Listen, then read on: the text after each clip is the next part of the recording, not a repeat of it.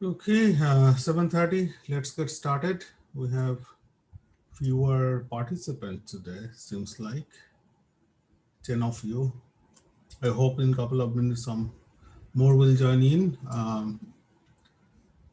Yeah, I'd expect that probably many of you are busy in completing, wrapping up your project 3, which is due tonight. Anyway, any questions or anything before we start tonight?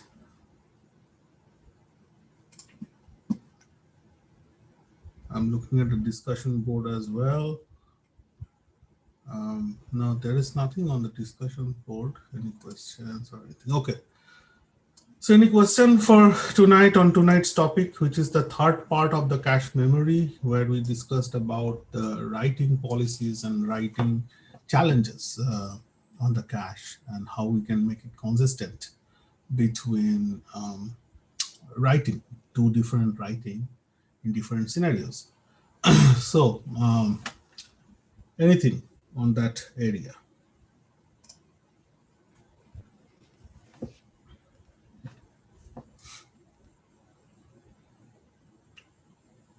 So a couple of points to note down on this part of the discussion is that the main issue discussed here, how to solve the right problem, because if it is a reading only, a program is fully reading from the memory, scenarios are easier. Nothing is being changed and blocks at different level of caches and the main memories are consistent with each other.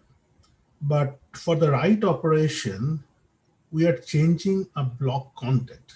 Question become at which level we should write it back. Do we write back existing blocks on all the cache levels till the main memory, or we defer that? We just write that block on the top level cache and defer writing back till that block is being replaced. So that's where this write through and write back two strategy came up there.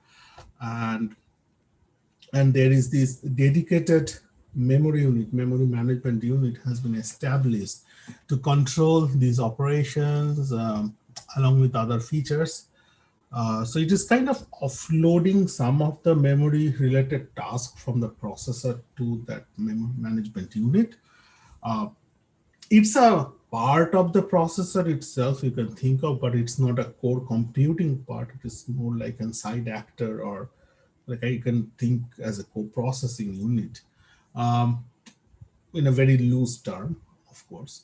But this having this memory management unit, which is dedicated to controlling the operations of the memories and make sure the contents are consistent throughout the memory hierarchy, since that effort is being offloaded, your main processor part, that which basically this controller and these data crunching units, they are free to look for other instruction while this memory management unit is busy in making sure that memories are consistent across the hierarchy. Uh, so that gives that opportunity of building like hardware threading, some processor a company call it a hyper threading, and that stranding, etc. So different terminologies, but concept is the same, that while the memory management unit is busy in in these memory operations, processing processor part is free to look for other instructions, whether in the same thread or it's in the same, I'd say, other program parallelly being executed in the system. So it can pick up those tasks instead of keep itself stalling. So that gives us some performance improvement edge as well. Uh, just to, okay, another point to be very clear, for the write through, which basically makes sure that when you write to the top level cache, it's also same content being written back into the lower level caches and main memory. It has simple circuit. It has no read time impact. Uh, and we can apply in those systems where there is a less write. Um, so you need some market level, like market analysis, system level market analysis, that where this processor is going to be deployed. For example, like if you think of a Blu-ray player, right? Blu-ray player has this image processing processor inside it, a little bit tiny processor. And in that processor, if you see, there is no write operation as such. It is more like a reading from the Blu-ray that information and put that and translate into the frames on the television set, certain television screen. So that kind of application doesn't need really a writing operation dominance. So we can have a simple write-through circuit in that caching for that specific segment of industry. Whereas in the general processor, if this is a computing, processing, scientific application, etc., reading and writing are equally likely. So maybe write back would be nice and is a faster, because write back is a faster strategy. And you can go with the start with the write through in the market and see how it operates on that.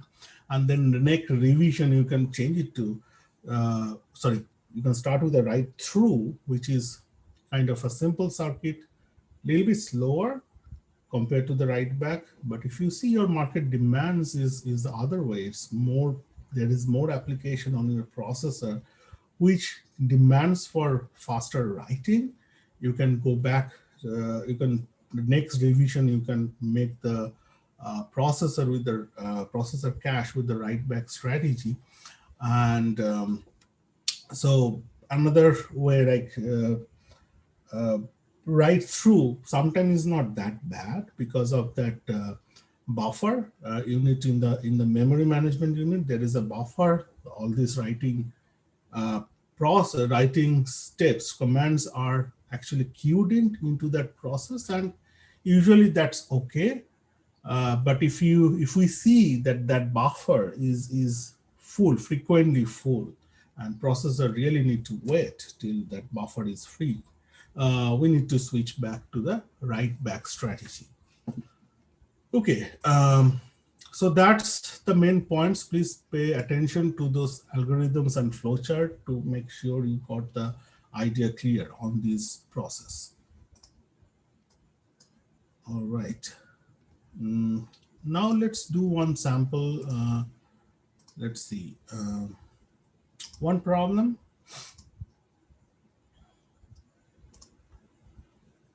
Mm,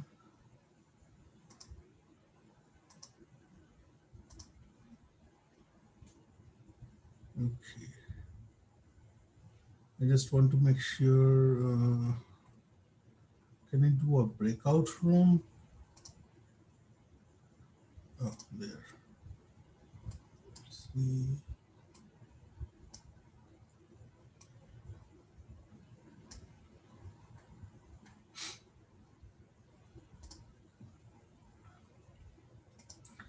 Okay.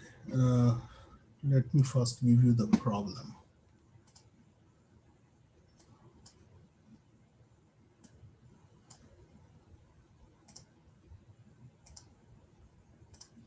Share.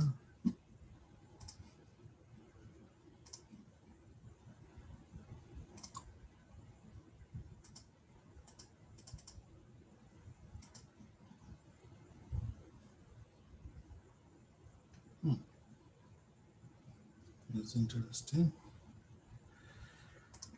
Okay, where is the problem?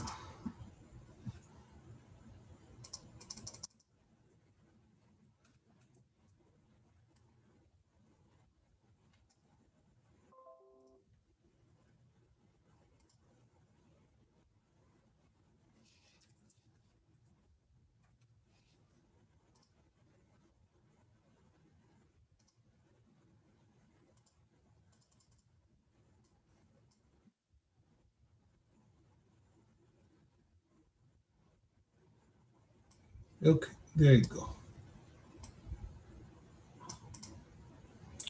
So this is the problem in our hand.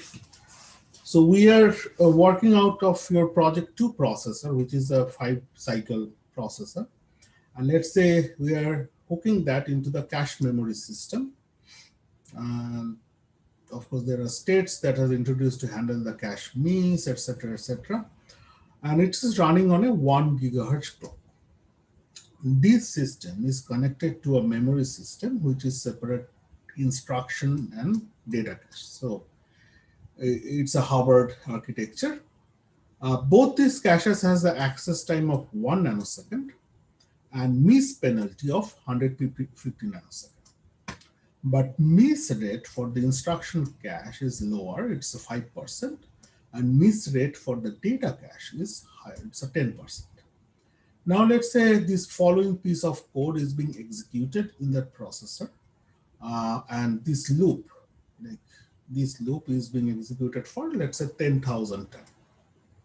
Then what is the total execution time of this program in the microsecond unit? Okay, so what you need to make sure that you calculate the misses correctly from the program and add up those timing numbers. All right, so let's do that problem in group. Let me reassign some of you in other rooms. Let's say, and I will, let's take 15 minutes to discuss among yourself, and then we'll open for the open discussion.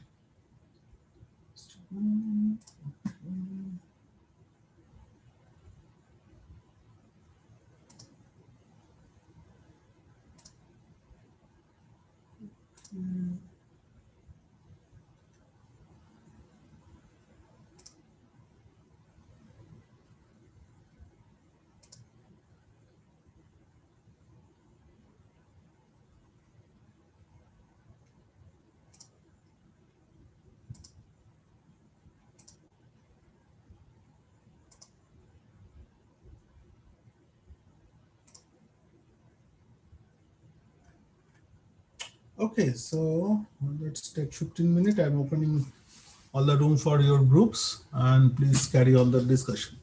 Oh, let me make sure I enable the share screen so that you guys can share your work with each other. Let go.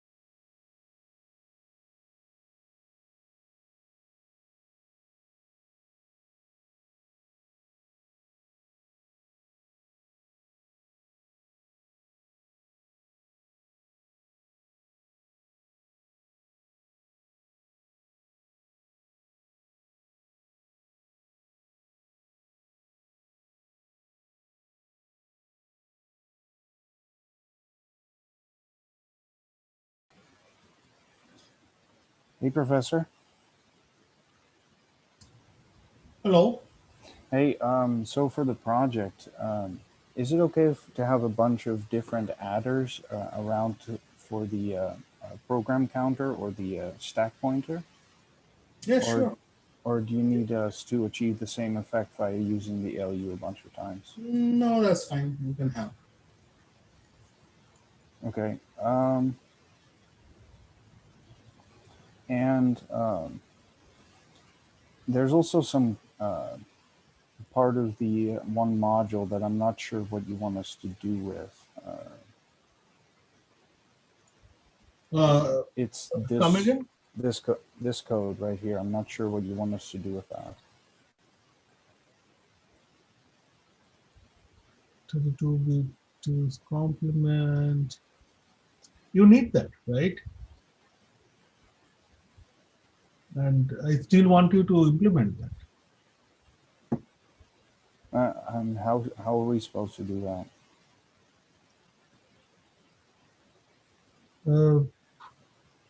Two's complement circuit, right? It's an adder. So you instantiate an adder and do that. Like in the multiplication lecture, right? We have that complement circuit. Is the inverter then plus one.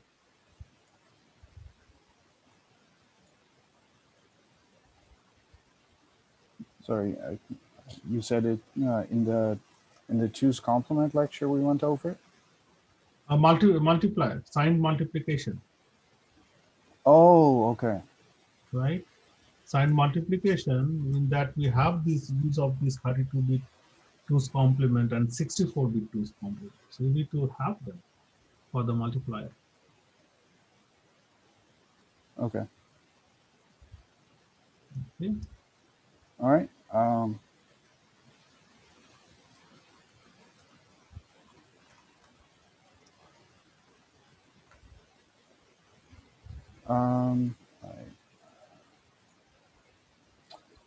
I've some sorry. I've some more questions.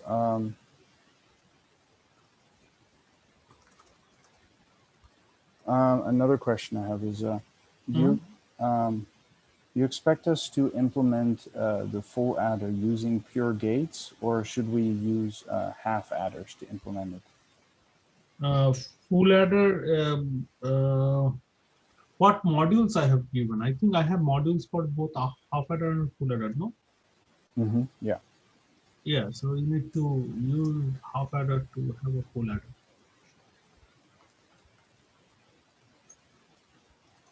All right. Thank you. Um, and finally, for project 3, will we be will you will it hurt our grade if we got things slightly wrong in project 2 since we weren't sure how to implement them? Um, yeah, it is. It is project three is more focused on your lower level components. So let's say even if your top level processor is not working, there is a high chance that you can meet at least 85%, sometimes 90%. It depends on like how good your components are. Okay. So make sure your ALU works fine, your register file works fine, your get level module, and all those low level component like registers, flip flops, those things. We test them individually. So you said mainly focus on the gate level components. Yeah, Okay. yeah. If you are done with the processor, then that's fine, right? It will push you to the 100% marks. But even if you cannot complete that, don't worry. Like it is not that big degradation. That's what I'm saying. Okay. So long as we can get the ALU to function, that's the most important part. You're saying. Yeah, ALU and register file, those two components. Okay. Alrighty. Thank you. All right. All right.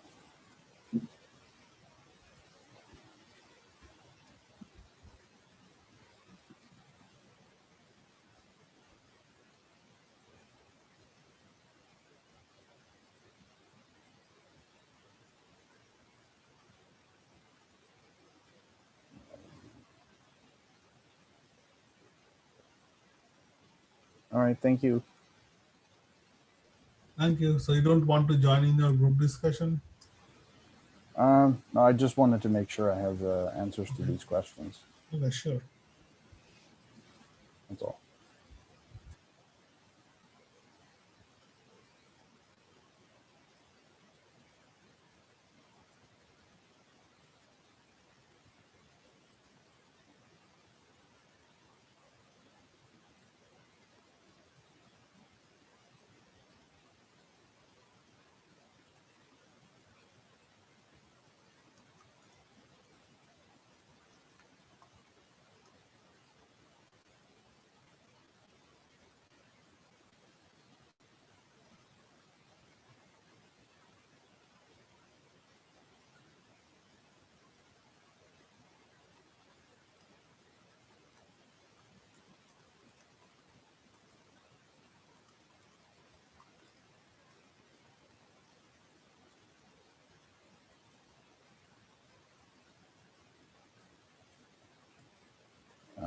Um, Professor,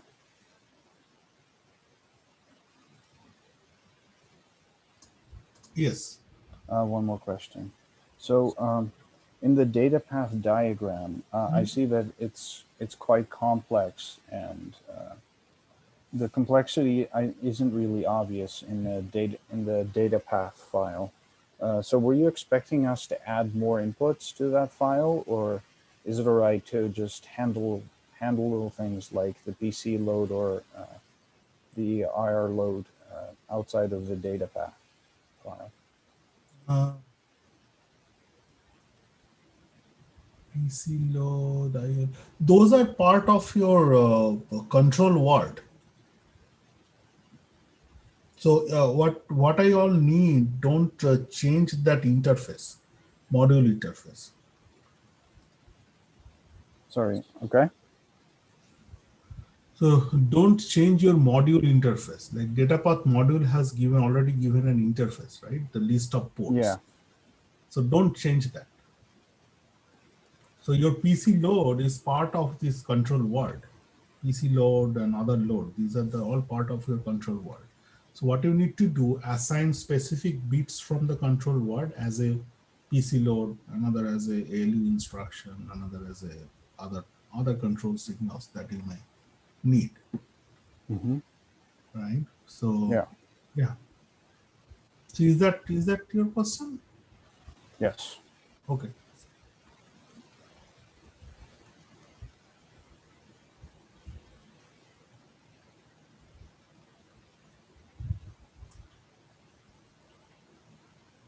All right. Okay, then Yeah. Thank you. no problem.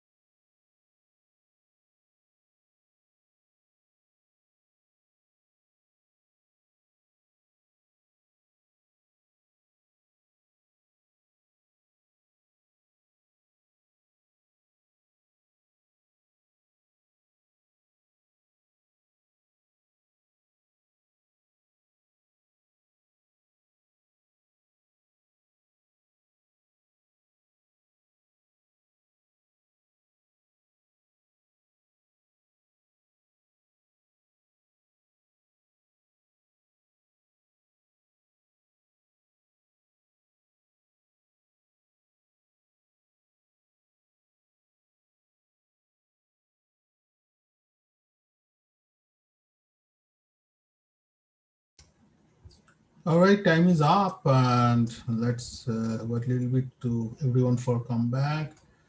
Okay, I think everyone is on. So, anyone volunteer for this problems discussion? Want to explain?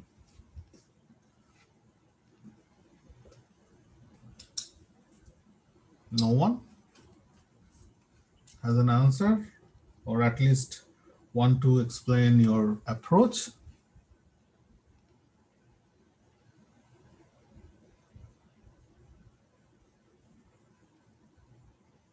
Oh, I see a big silence.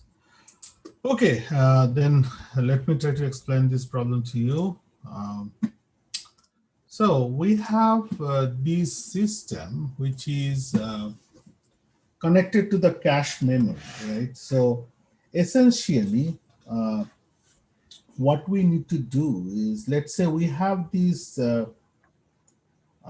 5 cycles machine, right? That's what we did in the project 2.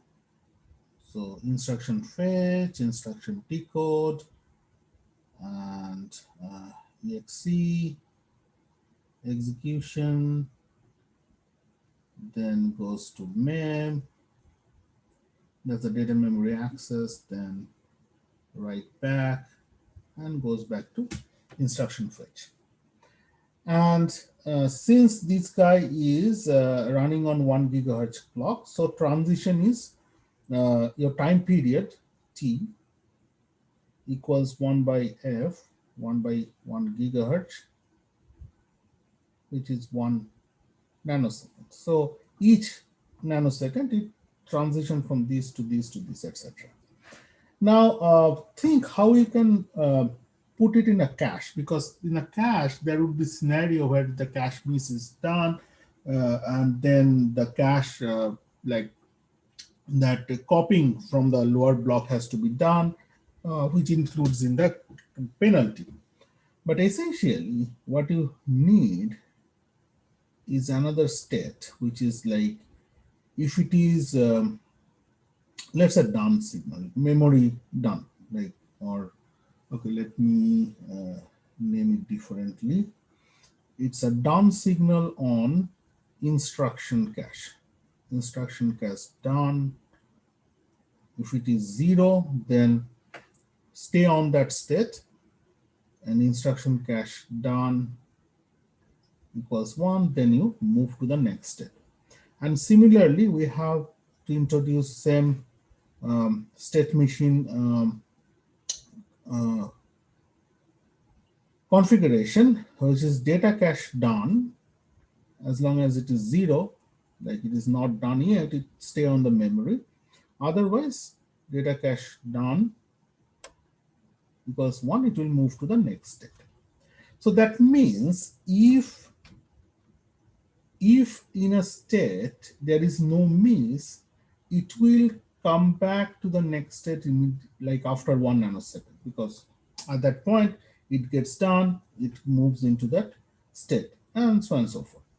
But if it is not done, then for that many nanoseconds, it will stay in that state to make sure to incur the penalty. During that time, lower blocks will be copied back to the higher block before it is solved. Now, with that notion, one more thing to note, since your access time is 1 nanosecond, where is that access time? Yeah, here. Access time is 1 nanosecond, and your uh, processor clock is also 1 nanosecond. So it is obvious that if there is no miss, then we can move in the next clock cycle from instruction fetch to instruction decode. However, just to make sure, now in another problem, some problem given, let's say it is a 2 nanosecond. That means at least it will stay on instruction fetch for one more clock cycle. You need to account for that in that problem. So if the access time is more than the clock period that is applied to the processor, you need to take care of that extra time in that whole operation in the calculation. But this is a simpler problem where this access time nicely fit into our time period of the clock. Now, with this concept, things are easier. Uh, like you can say that we have how many instruction uh, to execute. So this loop has 6 instruction, right? 1, 2, 3, 4, 5, 6. So 6 multiplied by 10,000 times. That's what given in that problem. 10,000 times the loop will run. So 60,000 plus 3, extra 3. So total number of instruction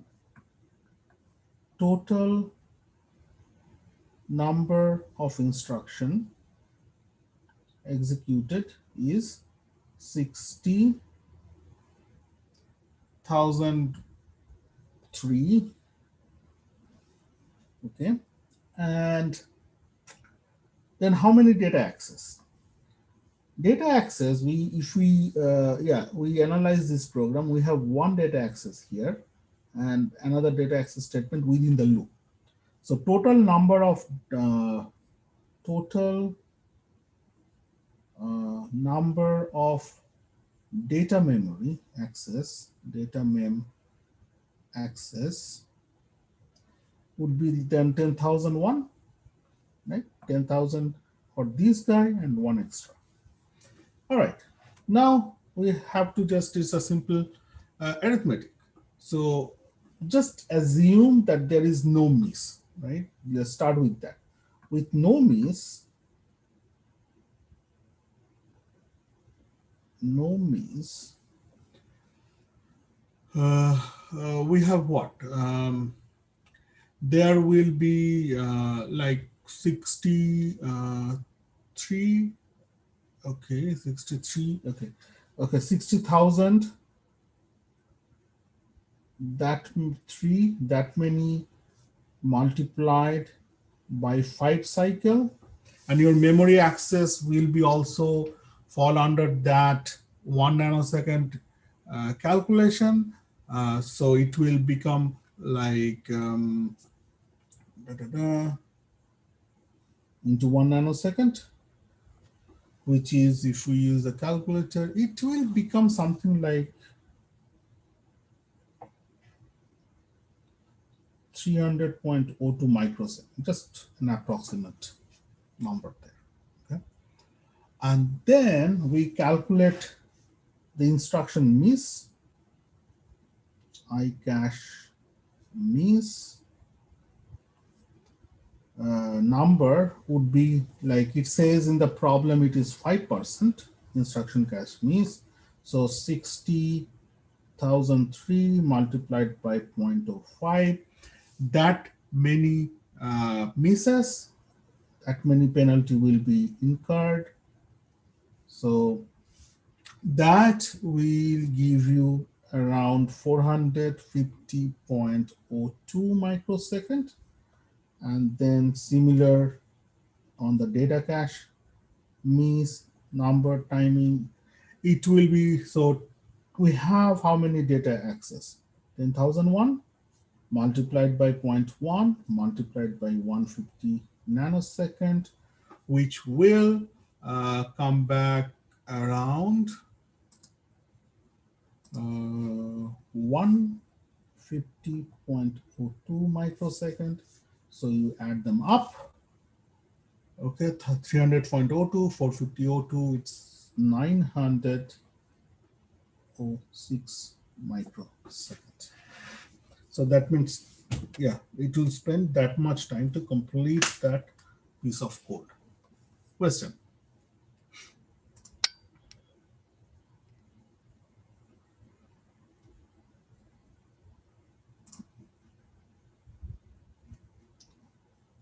Okay, let's take 5-minute break, about 8:12ish, that will be back.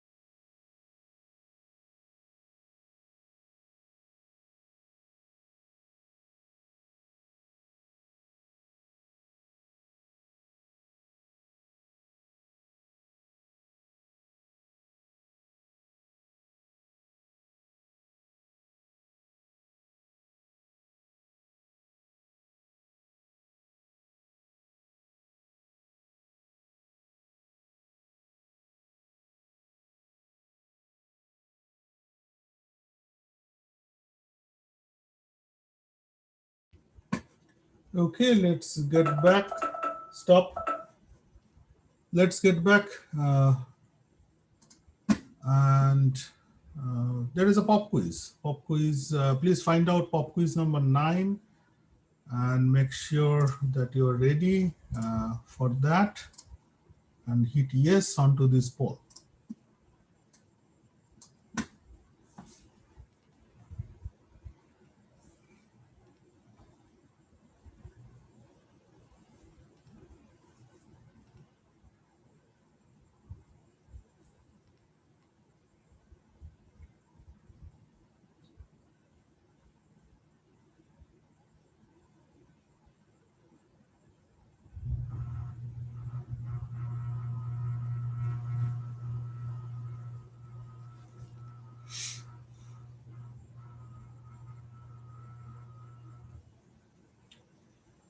Sixteen of 22 said yes, 17, 18.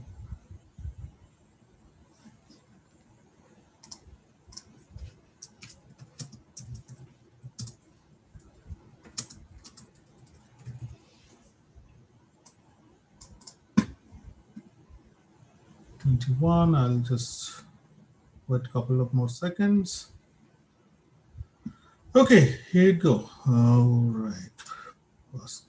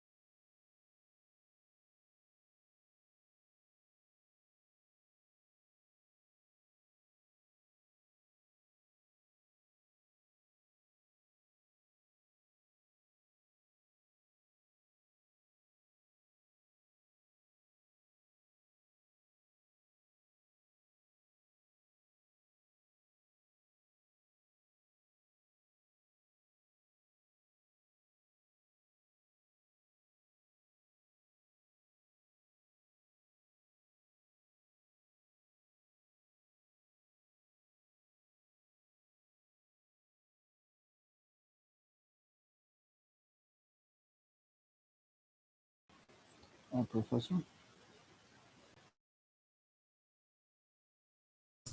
Yes. Sorry, I missed what was the access code for the quiz. What's that? I missed what was the access code for the quiz. Okay, I can send you over the chat. Let me see. What's your name? Yorick? Yurik. Okay, just hold on.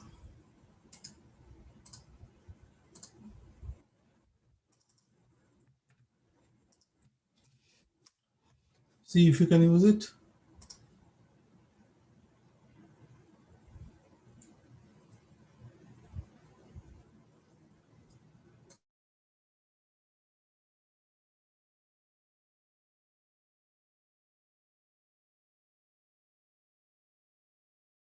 Yes, thank you.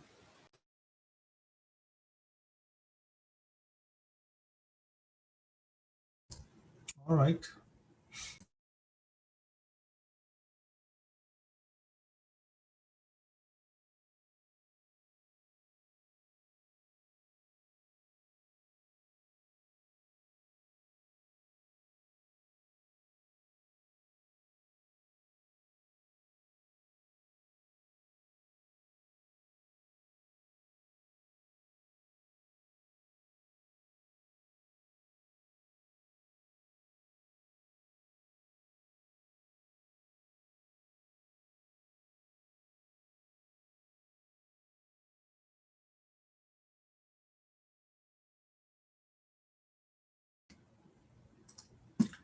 Okay, I think for most of you, the time is up for the quiz.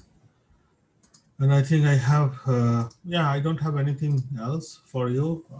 Remember, your project 3 is due tonight. Make sure you're by the deadline. I see there are some submission already.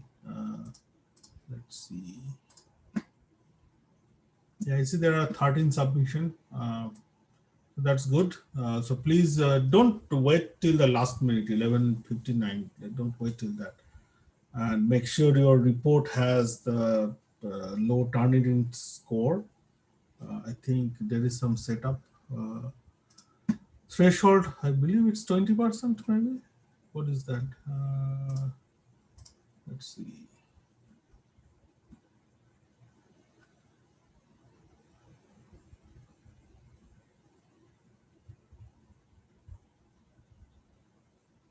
Is there anything on the similarity score? Yeah, let's give. Okay, I don't find it here. But anyway, it's like a 25% or less. So make sure you are under that. You know, this is just similar to your project 2 uh, similarity score.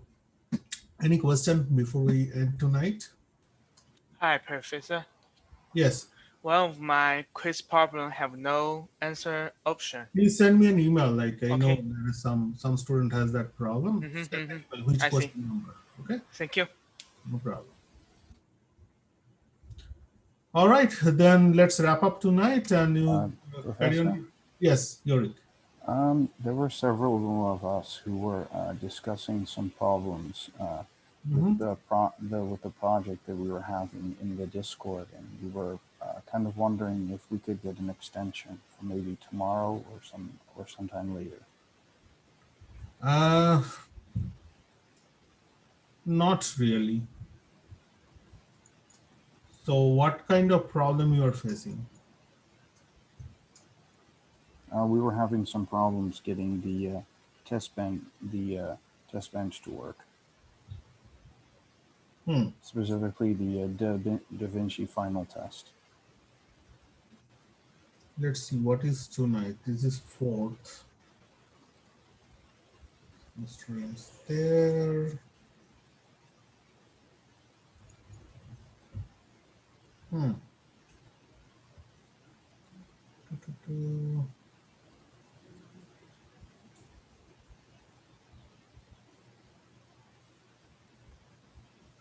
Let me think a little bit. Okay, I'm not promising anything. Okay, Okay. maybe like another half an hour. Yeah, let me see how much my grader schedule is, because it all depends, right? If it's delayed, then grader schedule is delayed. They have also their exam and all this stuff, right? All this thing. Let me see what can I do. Okay, but not guaranteed. I'm not promising anything. Okay, thank you. Yeah, I think that'd be a good consideration to take in, Professor. Yeah.